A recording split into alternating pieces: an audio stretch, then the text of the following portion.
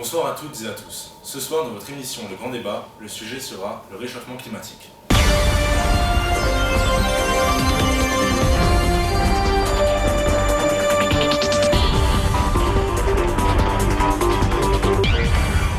Ce soir, les invités sont Monsieur McKay et Monsieur Trovici, qui sont deux chercheurs. Nous avons aussi un professeur en École nationale de recherche en écologie thermonucléaire, Monsieur R. Bonsoir. Et aussi mon fidèle chroniqueur, Harry. Mais avant de démarrer ce débat, commençons par regarder quelques images qui traitent du sujet de ce soir. Des images terribles. Vous pouvez réagir à tout moment à l'émission grâce à Facebook et Twitter. Harry, il me semble que vous avez une question pour Monsieur R, c'est ça? En effet, Monsieur R, j'ai lu dans votre livre que vous avez écrit une thèse contre le réchauffement climatique. Pouvez-vous nous en dire plus? Oui, tout à fait, monsieur Cover. Oui, ce sujet est très compliqué.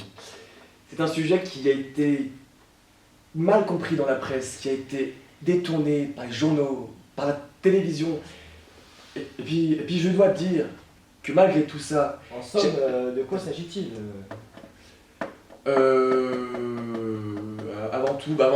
Avant tout, je tiens quand même à vous remercier de m'avoir invité dans cette émission que je suis rigoureusement et avec beaucoup d'intérêt. Et c'est quelque chose avec mes élèves en écologie thermonucléaire à l'école d'Angoulême. Nous avons tendance, voilà. Merci beaucoup, monsieur R. Ah. Merci. Ok. Nous allons passer à la suite avec monsieur Trovici, qui va nous donner son avis à ce sujet. Vous savez, moi je ne crois pas qu'il y ait de bons ou de mauvais climats. Moi, si je devais résumer le réchauffement climatique aujourd'hui avec vous, je dirais que c'est d'abord des fluctuations de température, des gens qui n'ont pas pris soin de notre planète, peut-être à un moment où elle en avait besoin, où elle était seule contre tous. Donc c'est assez curieux de se dire que les hasards, les climats, forment un globe terrestre qui se voit beau vu d'en haut. Et donc, parce qu'on a le goût de la chose, quand on a le goût de la chose bien faite, le beau geste, parfois on se doit de protéger notre planète, je dirais notre mère à tous qui nous aiderait à survivre dans les générations à venir. Alors bien sûr, ce n'est pas mon cas comme je le disais là, puisque moi au contraire, je prends soin de cette terre que j'aime et je dis merci à la vie, je chante la vie, je danse la vie et je ne suis qu'amour. Oui, je suis absolument d'accord avec Monsieur Trovici. C'est vrai que à un moment donné, il faut voir les choses en face. C'est pas pareil, c'est un autre domaine.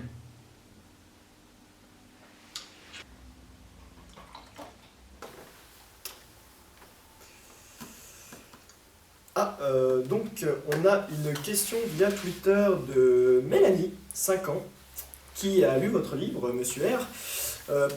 Sa question, donc, peut-on prédire l'impact du réchauffement climatique sur la distribution géographique des espèces et celui de l'augmentation du CO2 sur la biodiversité? Qu'en pensez-vous, messieurs?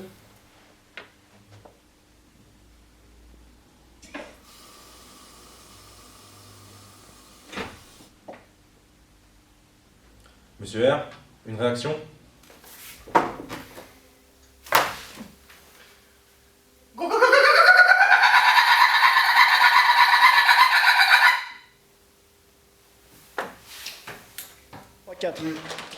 Pour revenir sur la question de Mélanie, je pense qu'il faudrait se focaliser sur l'aspect théorique.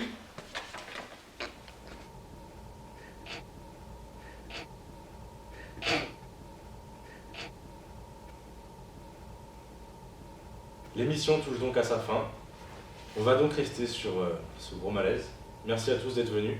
La semaine prochaine, nous recevrons Franck Montagny, qui a écrit un livre qui s'appelle Aidez-nous, pour les aveugles qui n'ont pas de bras. Et donc ils n'auront pas de chocolat. Merci beaucoup.